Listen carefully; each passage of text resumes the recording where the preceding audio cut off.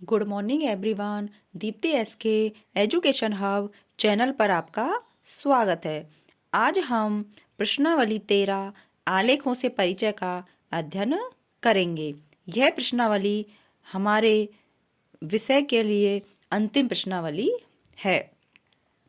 किसी तल में किसी बिंदु की स्थिति का निर्धारण करने के लिए दो निर्देशांकों की आवश्यकता होती है, जिन्हें x निर्देशांक तथा y निर्देशांक कहते हैं।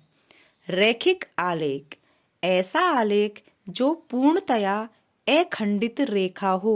अखंडित का मतलब बीच में से टूटी हुई ना हो, उसे रैखिक आलेख कहते हैं। इस प्रश्नावली हमारे जो पेपर है एग्जाम का, उसका जो अंतिम जो क्वेश्चन है वह इस प्रश्नावली से आएगा। इस प्रश्नावली में अथवा में क्वेश्चन आएंगे। दो तरह के क्वेश्चन आएंगे। एक में तो ग्राफ देगा और हमसे क्वेश्चन पूछेगा, या फिर क्वेश्चन देगा और ग्राफ पूछेगा। इसलिए हमें अथवा में इन दोनों क्वेश्चनों में से एक क्वेश्चन को हल करना है। क्वेश्चन है, एक कंपनी की विभिन्न वर्षों में की गई बिक्री को निम्नलिखित के द्वारा दर्शाया गया है।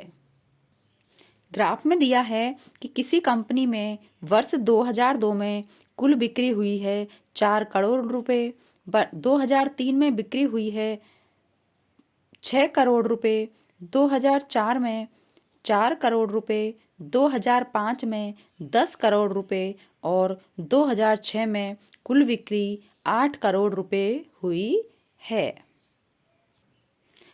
ग्राफ देकर क्वेश्चन पूछेंगे।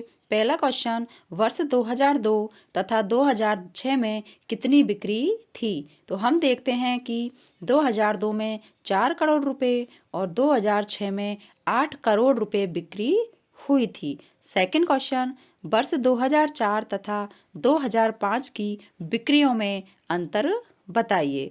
चूंकि 2004 में कुल बिक्री थी 4 करोड़ रुपए और 2005 में कुल बिक्री थी 10 करोड़ रुपए, तो इनका अंतर होगा 10 माइनस 4 बराबर 6 करोड़ रुपए। नेक्स्ट क्वेश्चन, किस अंतराल में बिक्रियों का अंतर सबसे अधिक है? चूंकि हम देखेंगे कि हमने ग्राफ में देखा कि 2004 से जब 2005 में जाते हैं तो ग्राफ सबसे अधिक ऊंचा है, अर्थात 2004 से 2005 में जो बिक्रियों का जो अंतर है वह सबसे अधिक है। नेक्स्ट क्वेश्चन है, उपयुक्त पैमाने का प्रयोग करते हुए निम्न राशियों के लिए आलेख बनाइए। दो कॉलम दिए हुए हैं। फर्स्ट कॉलम में सेबों की संख्या और सेकंड में उनका मूल्य। एक सेब का मूल्य 5 रुपये, 2 सेबों का 10 रुपये, 3 सेबों का 15 रुपये, 4 सेबों का 20 रुपये और 5 सेबों का मूल्य 25 रुपये है। अब इसके आधार पर हम इस आलेख या ग्राफ बनाएंगे। हम पैमाना लेते हैं। एक्स अक्ष पर 2 इकाई बराबर 1 सेब और वाई अक्ष पर 2 इकाई बराबर 5 रुपये।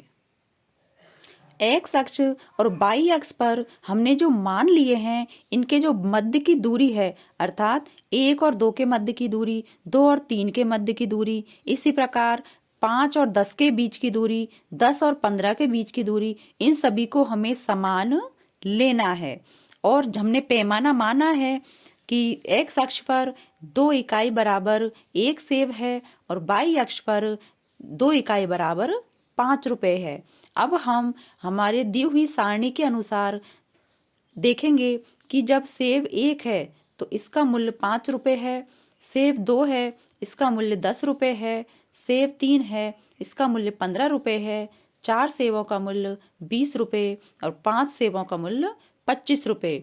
हम यहाँ पे एक डॉट बना देंगे और स्केल के द्वारा जब इनको मिलाएंगे तो हम देखते हैं कि हमें एक सरल रेखा प्राप्त होती है। इस प्रकार हम दी गई सारणी से ग्राफ का निर्माण करते हैं।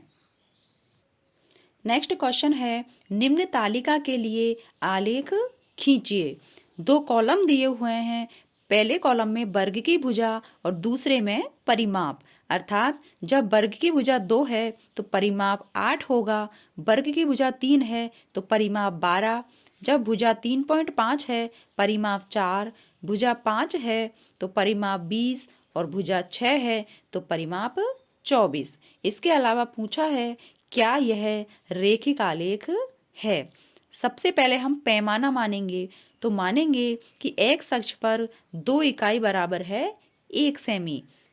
एक्स अक्ष पर हम वर्ग की भुजा लेंगे और वाई अक्ष पर परिमाप लेंगे और माना वाई अक्ष पर 2 इकाई बराबर 4 सेमी। सबसे पहले हम एक्स अक्ष पर वर्ग की भुजा मानेंगे और वाई अक्ष पर परिमाप मानेंगे। एक्स अक्ष पर हमने पैमाना लिया है 2 इकाई बराबर 1 सेमी, तो हम देखेंगे कि इनके बीच की जो दूरी है वह समान होती है। अब हम एक्स अक्ष पर बराबर दूरी पर 1, 2, 3, 4, 5, 6 पैमाने मानेंगे। चूंकि हमारे क्वेश्चन में 3.5 है तो यह 3 और 4 के मध्य होगा। इसी प्रकार वाई अक्ष पर हमने 2 इकाई बराबर 4 सेमी माना है, तो हम बराबर दूरी पर 4, 8, 12, 16, 20 और 24 मानेंगे। चूंकि क्वेश्चन में 14 सेमी परिमाप भी है तो 12 और 16 का मध्य में 14 सेमी होगा। अब हम आलेख बनाते हैं। आलेख कैसे बनाते हैं कि जब वर्ग की भुजा 2 सेमी है तो 2 सेमी पे जब हम ऊपर जाएंगे तो परिमाप 8 होगा। तो जब 2 और 8 का जो मध्य बिंदु है, मतलब 2 से हम जब बाई अक्ष पर चलेंगे जहाँ पर 8 आएगा वहाँ पे हमें पॉइंट लगाना है। इसी प्रकार जब 3 वर्ग की भुजा 3 है तो परिमाप 12 है, 3 से ऊपर और चलेंगे तो जहाँ 12 है अर्थात यहाँ पे 12 आ रहा है तो यहाँ हम पॉइंट लगाएंगे। इसी प्रकार 3.5 से जब ऊपर चलेंगे 14 तक तो यहाँ 14 है तो 14 पे पॉइंट लगाएंगे। जब 5 पे चलेंगे तो 5 के लिए परिमाप 20 है तो हम यहाँ पॉइंट लगाएंगे। और जब भुजा 6 है तो परिमाप 24 है। जब 6 से हम ऊपर की ओर चलेंगे और जहाँ तक 24 आएगा वहाँ पर हम पॉइंट लगाएंगे। स्केल की मदद से जब हम इनको मिलाएंगे तो हम देखेंगे कि हमें एक सरल रेखा अर्थात रेखिक आलेख प्राप्त होगा। हम देखते हैं कि एक सरल एक खंडित रेखा प्राप्त होती है, अतः यह एक रेखिक आलेख है। आज हम प्रश्नावली 13 को कंप्लीट कर चुके हैं। यदि आपको इस प्रश्नावली में कोई डाउट हो तो हमें कमेंट बॉक्स में कमेंट कीजिए। आज हमने हमारी जो बुक है गणित की उसके सारे चैप्टर हल कर लिए हैं। किसी भी चैप्टर में आपको किसी भी क्वेश्चन में डाउट हो तो कमेंट बॉक्स में कमेंट कीजिए। और यदि चैनल अच्छा लगे तो लाइक कीजिए, सब्सक्राइब कीजिए एंड शेयर कीजिए। मिलते हैं नेक्स्ट वीडियो में। Thank you.